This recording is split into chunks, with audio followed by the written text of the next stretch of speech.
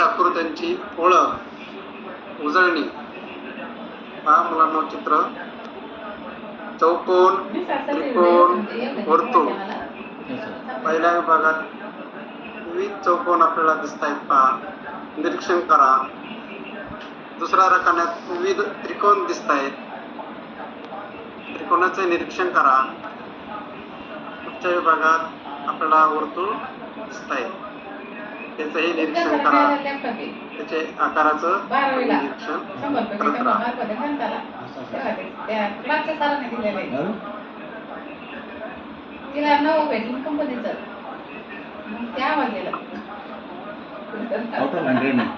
पहा मुलांना, खालील मला आता चित्र दिसत आहेत.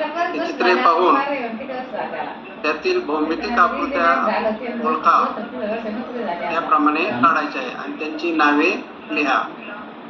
तर चित्रे पहा.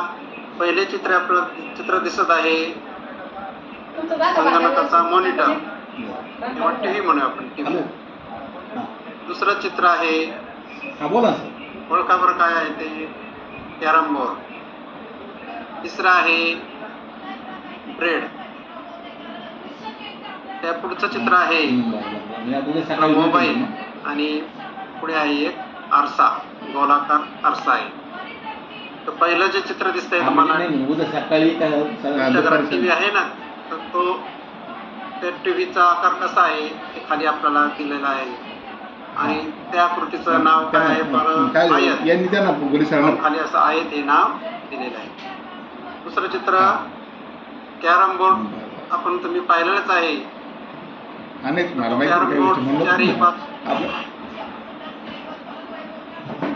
कडा व कोपरे. पहा, चित्र दिसत आहे तुम्हाला एक, एका डिशमध्ये बर्फी ठेवलेली आहे. बर्फीचा तुकडा पहा. बर्फीचा तुकडा चौकोनी आहे. ते दोन प्रती दिले आहेत त्यांना. मग चौकोनाला चार कडा, चार कोपरे असतात.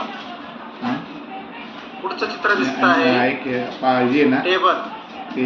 टेबलाच्या पृष्ठभागाचे निरीक्षण करा.